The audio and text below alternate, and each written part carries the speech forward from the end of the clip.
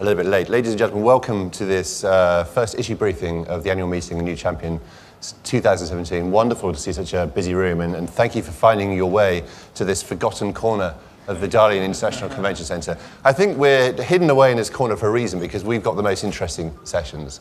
It's kind of an outside-in session, as I see it. China, the world's next leader. We tried to take some of the issues that really are being discussed and considered and dwelled upon in the international sphere a lot. And we have some amazing expertise in this building, in this room. Let's not talk about it. The purpose of these issue briefings is very, very simple. You'll be hearing very little of me. We only have 30 minutes, which is a very short amount of time to cover very important subjects. I encourage as little by way of opening remarks. We'll keep them very brief. I encourage as much interaction as possible. So I'd very much like you to stick your hand up whenever you have a question, whenever you have a comment. I very much encourage disagreement and discourse. Hopefully we'll have a fun and energetic 30 minutes. My name is Oliver Kahn. I'm from the World Economic Forum. It's my pleasure to introduce you to this session. So, two speakers. I'm very honoured to be joined by Professor Anne Florini, Professor of Public Policy, Academic Director, and a Master's in Tri-Sector Collaboration at the Singapore Management University in Singapore, and Li Daokui, the Dean of Schwarzman College, Tsinghua University, here in the People's Republic of China. Professor Li, I was honoured to be joined by you last year. We were talking about pollution, I remember, so very good to have you back. I'm going to start by a couple of quick questions just to get the session started. And my question to you is quite simple. We have a leadership vacuum in the world as perceived internationally and maybe within China. What is the situation with regards to China stepping up and becoming a global leader, as many people seem to expect it to be? Okay, I have a simple metaphor for today's China in terms of global leadership. That is, China is a huge economy, huge country, right? However, it's not very skilled in playing the game. So my metaphor is China is like Yao Ming when he was 16 years old, 2 meters tall. However, the player as Yao Ming was not very skilled, was not well built up in playing the rough game. However, China is now willing to learn. China is now willing to adapt to the new game, to learn. And in this regard, China very quickly, China needs to build up three things, right? China is gradually learning. Number one, that is China needs to further beef up its economic power. And in this regard, China is already number one by far in terms of production of physical goods. Physical goods, cars, steel, cement, by far China is number one. And in addition, China has surplus in these goods, being able to use it in the One Belt, One Road. Second area, China is now beefing up and trying to learn is soft skill. That is how to tell a good story about China's own success, how to distill good things from Chinese experience to share with other countries. And number three, the third area is also very, very interesting. We don't talk about it, but it's still very important. In order to be a global leader, you do have to have some kind of military capacity. Doesn't mean that you have to use it. Difference, right? You have the power, but you don't have to use it. Let's face it, as a global leader, you have to have this military power. So in these three regards, I think China is now gradually building up the muscle in order to become a true global leader.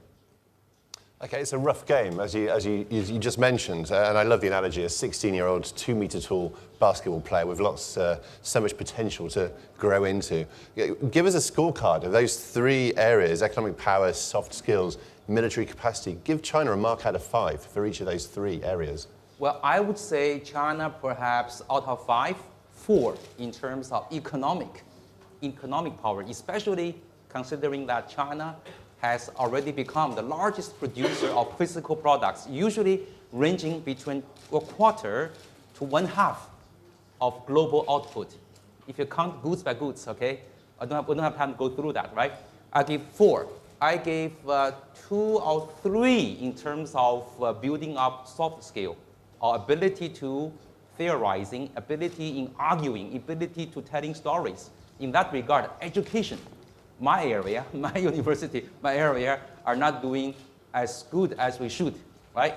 Third area, of course, I give only 3, in terms of building military capacity. Again, let me emphasize, military capacity is different from exercising military power. Two different things. Fascinating, and lots to chew on there, and then we'll come back to these. But before we do, I'd like to bring in Professor Florini. You've written recently a book on China's political trajectory. You're currently focusing on the area of tri-sector collaboration, business, government, and civil society, with a particular focus, if I'm not mistaken, on climate change and the Sustainable Development Goals. These are big areas, of course. We had a historic speech by President Xi in Davos in January, where he asserted a willingness to play a greater role of leadership in the area of climate change. Give us your perspective on how far China is contributing towards leadership since January. I know it's early days. That one's a little hard to answer. What's it done in the last 6 months? But I want to start by going back to Professor Li's point. Really interesting set of analogies about capacity. But of course, the analogy breaks down in that it was very clear what the game was that he had to learn how to play. It is not nearly so clear now what is the game that the world needs to have leadership in. There's a set of very broad goals, the Sustainable Development Goals, the climate aspirations. But in terms of what specifically do we do, what agreements do we need, what instruments do we need? Do we need something like the institution building that we got in the post-war era when we had the American leadership of the world? Do we need a different kind of leadership? What's it for now? So yes, China needs to develop all these capacities, but it also is going to need a set of capacities around what's the business model for the future? What does a sustainable business sector actually look like? Where does finance take us? And here I can point to one very specific example where China's been doing some very interesting things, which is this notion of how do you reconfigure global finance such that it is actually supporting a transition to sustainability as opposed to this very unsustainable path that we're on. So the UN Environment Program, other people have been looking around the world saying who's doing what in terms of changing the regulatory structures, changing what it is that finance is supposed to do. Turns out the People's Bank of China is one of the leading voices in rethinking how do you regulate the financial system such that it supports what humanity needs as opposed to what makes money for financiers in the short term. Okay, so in terms of contribution, we're talking about capacity, and you're bringing into the discussion the institutions, and we have Belt and Road, we have the Infrastructure Investment Bank and the BRICS Bank. So there are steps being taken there to build this new machinery for a new world order, for a multipolar world. There are, but things like, okay, the One Belt, One Road, and this I'd very much like to hear what Professor Li thinks of this.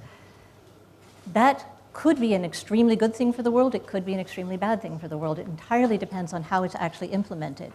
So yes, the idea that you're creating infrastructure into places that don't have it could bring about tremendous economic growth, could bring about a whole bunch of collapsed loans 10 years from now that have utterly failed. One area of concern that I have, particularly in the climate area, is right now there are plans for 100 coal-fired power plants as part of One Belt, One Road. Is this global leadership, or is this business as usual? And I think this is really the question that we need to grapple with, is what does it mean to be a leader in today's world? Does it mean just being the biggest power and setting the rules for everybody? Or does it mean having a sense of your own self-interest that is sufficiently enlightened that you are actually taking the world in a direction that serves everyone's interest, not only your national interest?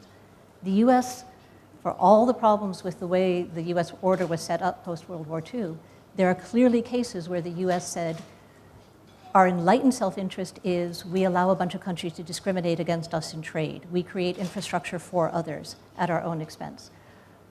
Is that what's going to be happening now? And Professor Li, let's obviously hear your thoughts here. Let's go back to the 16-year-old, 2-meter-high, strapping, promising, bursting full of energy basketball player. How is this infrastructure developing? Is it still naive? Is it fit for purpose, as Professor Florini just suggested? It might not be.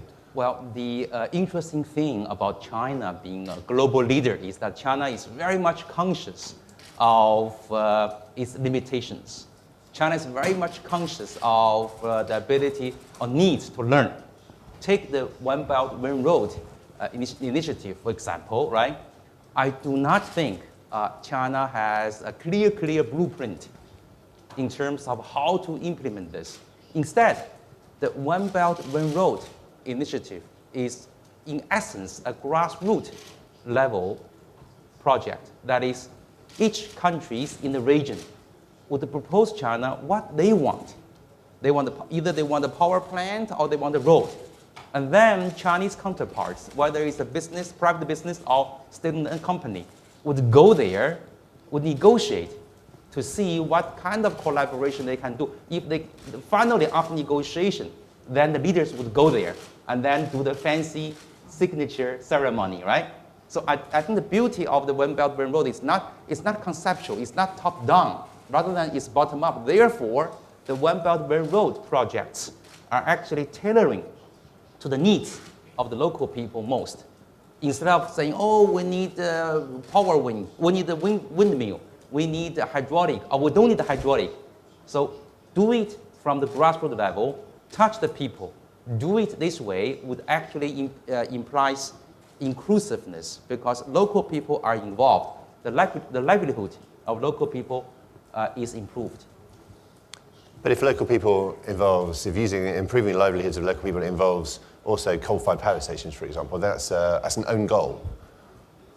Well, I do believe that in many parts of the world, the number one job for them is to be able to feed themselves when they wake up in the morning, to be able to get basic heating in the winter, to be able to get basic air conditioning in for those injured and frail people, right?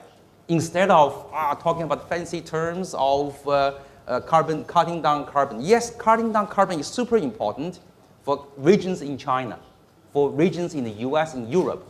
But for these regions, we first have to improve the basic living of the people. Let them first use coal-fired power. We cut down here in China. Well, let's use more wind. Let them use coal-fired power. I believe that's progress, right? Rather than imposing a uniform standard on everybody. I want to push back on that a little bit, because I agree with you that you should not impose a uniform standard on anybody, and development approaches until recently have been much too much of that kind of approach. So the idea that it is bottom-up and self-generated makes perfect sense. But there's also a role for intellectual leadership and working with countries and helping them understand that there are better ways of doing things. I think there are very, very few cases where coal makes sense for anybody anymore, and that governments may be coming back to you and saying, let's build coal, because that's what they know. It's not because it's what's actually in their own interest. One of the things that makes a great deal of sense for any countries trying to play global leadership roles is to be thinking not only about how do we work with other countries in a way that is inclusive, which I entirely agree with you is the way we should be doing things, but it is also very much how do we enlighten everyone's self-interest, and what is it out of our own experiences? What China has accomplished in going green in the last few years is extraordinary. Make that available to the world. That, I think, is where one form of global leadership that is an extraordinarily important thing for China to do. China has gone, I think, well past the point, at this point, of saying, we've done what we've done in China, this is extraordinarily impressive, we're starting to go out. I think China's beyond that point. I think China has an extraordinary story to tell in this issue area and should be pushing it. I certainly would not disagree. However, I also want to emphasize development is a process which has to be based upon individual communities, has to benefit local communities. Absolutely. We have to understand what they really, really want. Here we're talking about regions or communities with only life expectancy only 40 years. Right. For them, the most important thing is to be able to live extra 5 years. To them, the secondary priority is cutting down carbon consumption. And it's wonderful to have this dissent, so we can revisit. We're halfway through. Can you believe we're halfway through this session already? Yeah. So let's have a quick show of hands. If you've got questions, make them as edgy as you like. If you've got comments, please keep them brief. Who wants the microphone first? Gentleman here in the second row, and after that, the gentleman here in the first. Could you just remind us where you're from, your name, please? Yes, Greg Engel, University of Chicago. Professor Li, I was very much struck that you didn't mention innovation. It seems like China has been making dramatic progress in its universities and its scientific endeavors, engineering. but most of the intellectual property I see coming out of China may be a bit more incremental. What is the educational structure that's being put in place of discovery to provide intellectual leadership to the science and technology community? So before we answer that, let's just have the second question here from the gentleman in the first row. It's not a question from me, but it's comments on top of what your discussion. Just one example, I just came back from Vietnam, for example. During those kind of growth or interaction between China and Vietnam, for example, Vietnam government learned a lot from what's happening in China in the last 20, 30 years. For example, they have pretty high standard for emission, wastewater treatment, etc.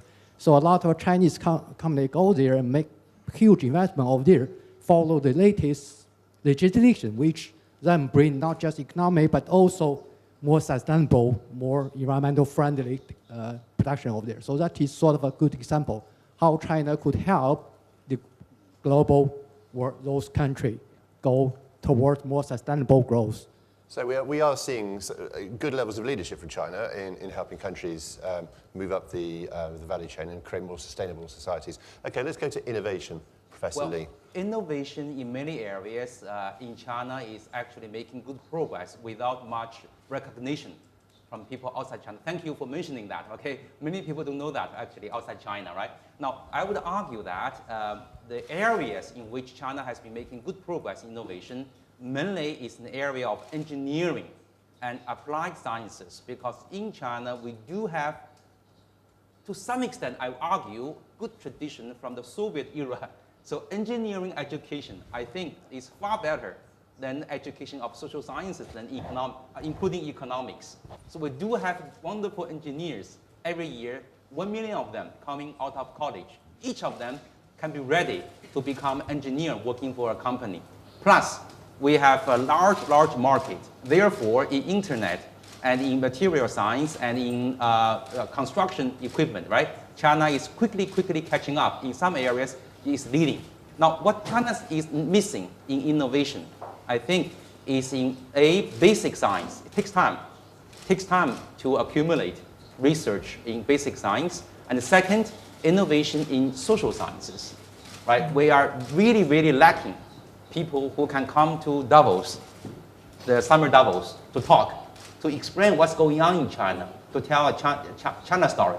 So that area, I think we are far lagging behind UK and the US. We have to learn. And I think most people are very conscious of this in China.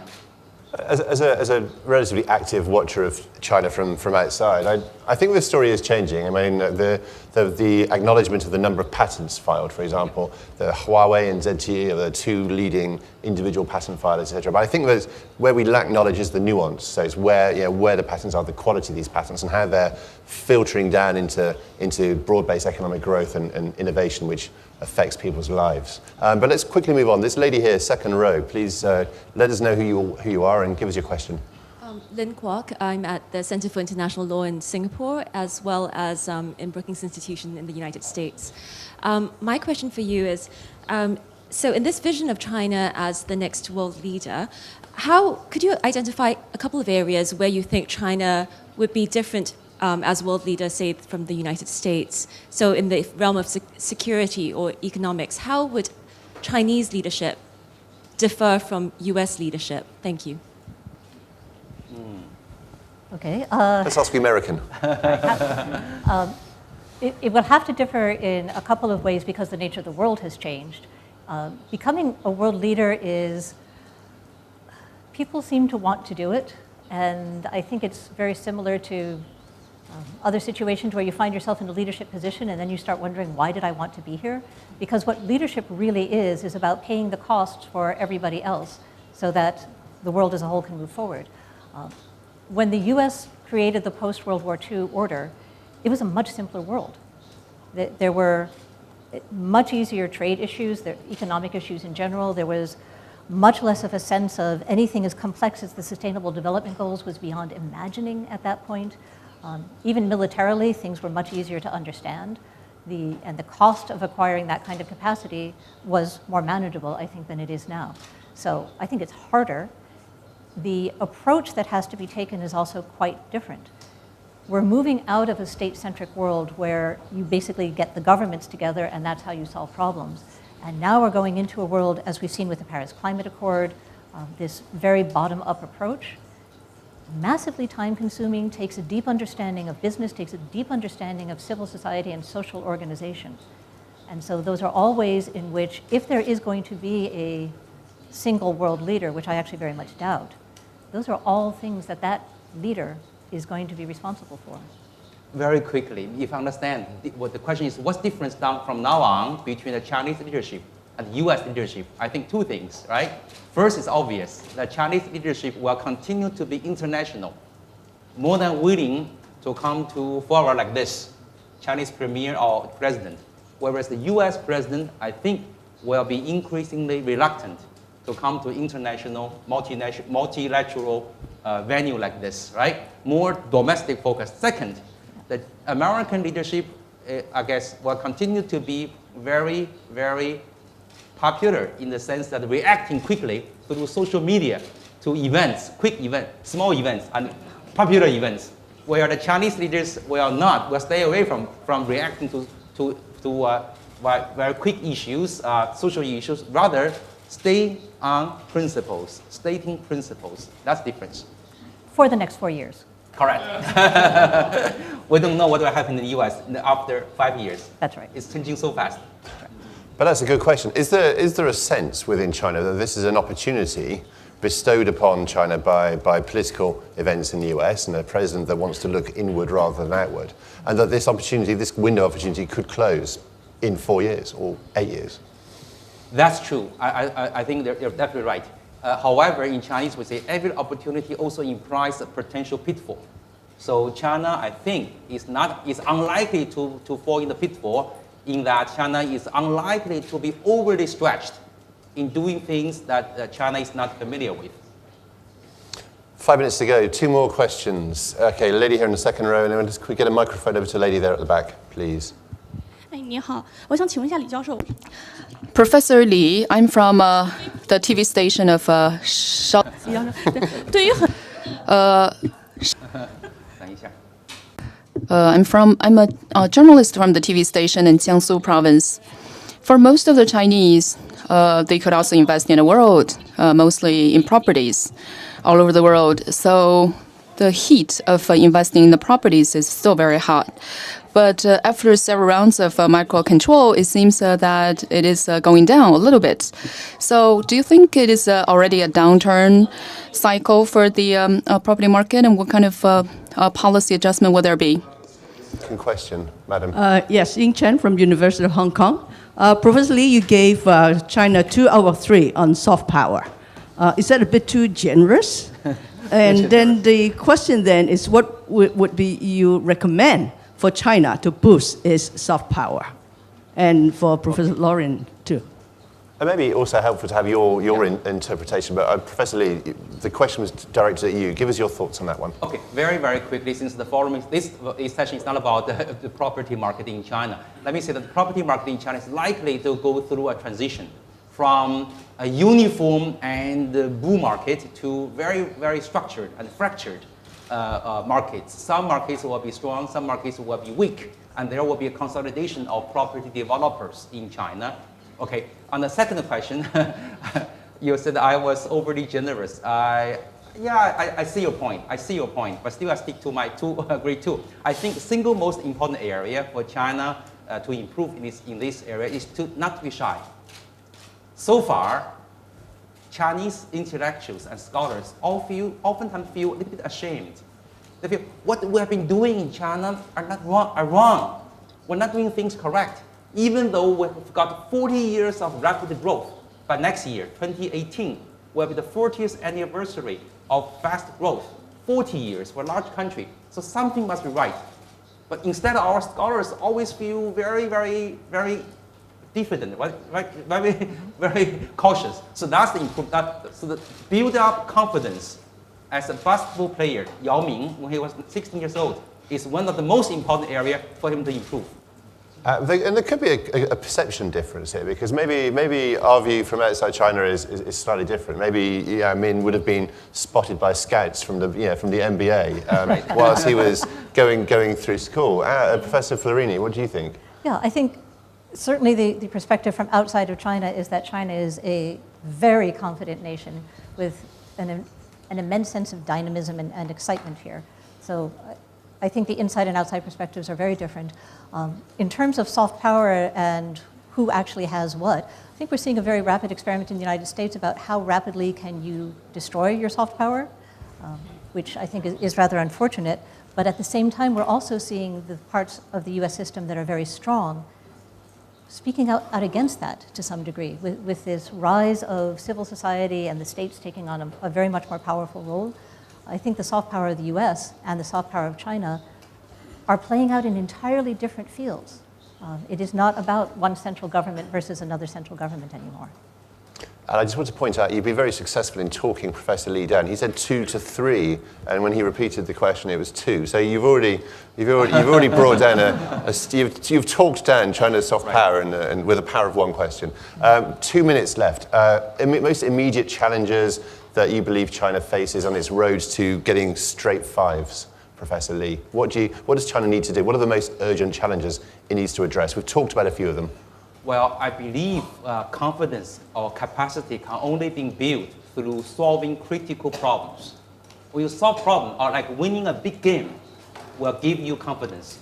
Currently, there are many international affairs, especially issues. North Korea. So what is the big game? North Korea? North Korea. Yeah. Okay. North Korea more than Paris, more than free regional trade. More urgent. Okay. It's a test of capacity. Fascinating. If you solve North Korea, the entire world will be very grateful.